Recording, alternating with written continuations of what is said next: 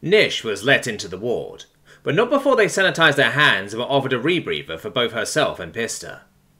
It was a bit of a struggle to get it on her daughter's head, not least because the girl would not stop wriggling. Eventually, Nish was able to make her compliant by bribing her with sweets. The ward was rather unremarkable, apart from the name, which Nish felt was in rather bad taste. The walls were white, the nurses sat behind a desk, while small cleaner drones buzzed about the place, making sure not a single spot of grime survived more than a moment. Nish was directed to where Gabriel was resting and left to her own devices. From outside the room, she could hear him talking with someone else. "So you are here by yourself?" asked Gabriel.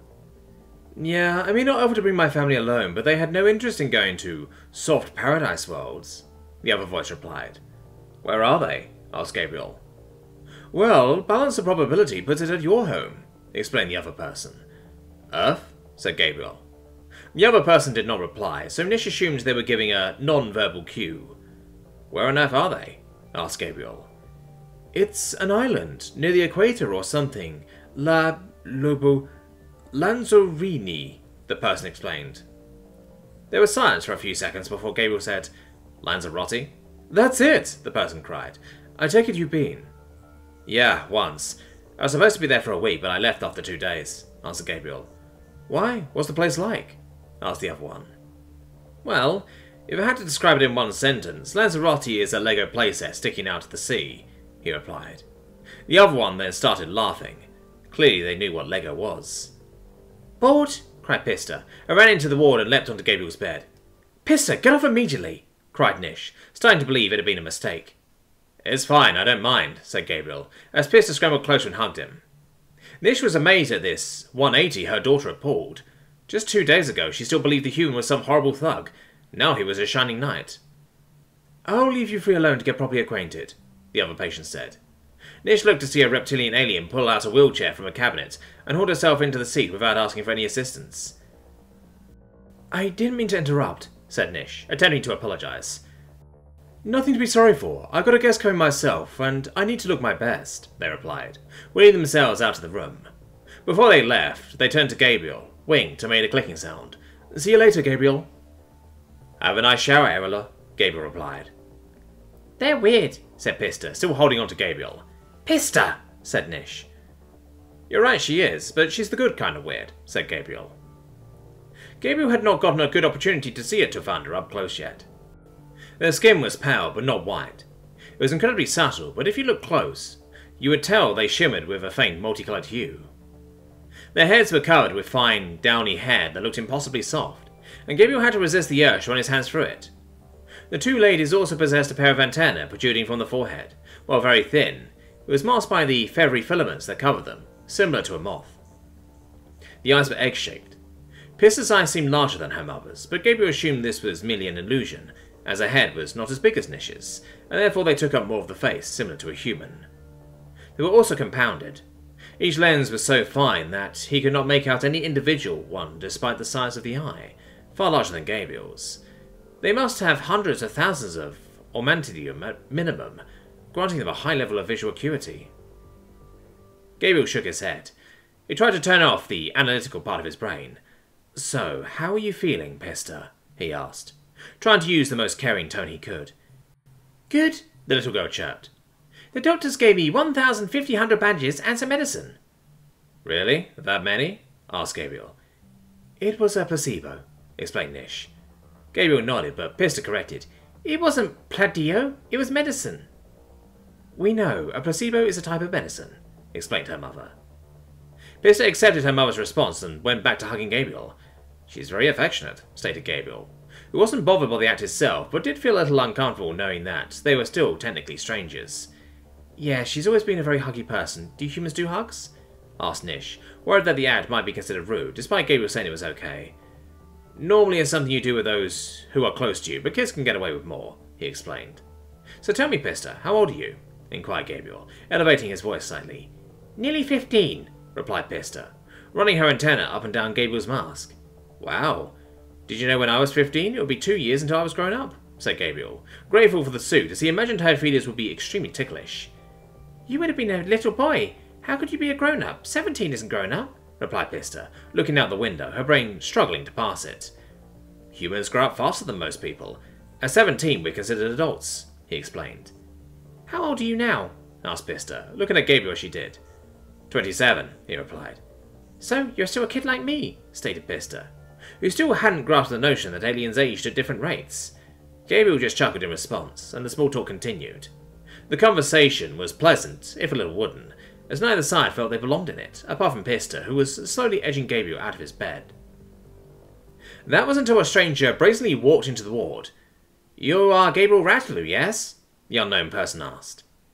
The alien was nearly as wide as it was tall, covered in wrinkly, loose, navy blue skin.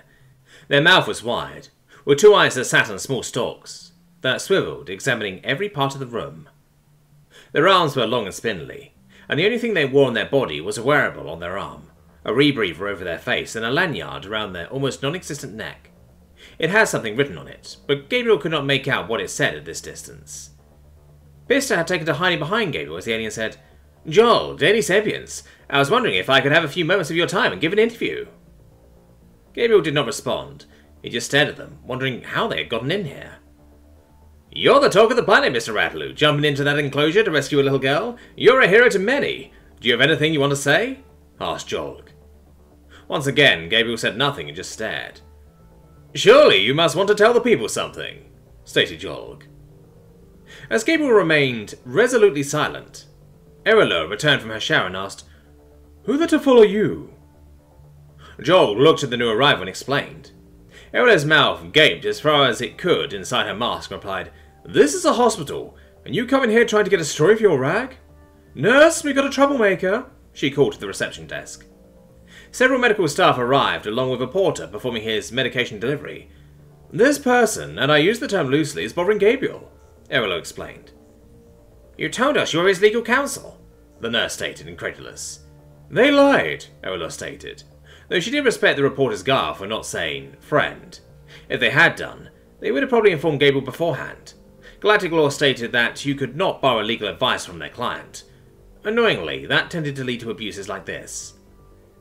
As Joel was removed from the hospital grounds, they cried, People deserve to know the truth! There are dozens of recordings online. Everyone already knows the truth, you asshole! Erela shouted in response. Erela said something in her native tongue, while Gabriel did not know what she said. From the tone, he felt he could make a good guess. Pista started making a trilling sound, which Gabriel learned was her giggling. She said a naughty word. Yes, I did. Damned Kolu, said Erela. Kolu? Asked Nish. They're these little string-like things that suck your blood, Erela explained. Nish and Pista were a little disturbed to hear this. It became even more so when Gabriel stated, Yes, we have similar things on Earth called leeches. There's something like that on your homeworlds.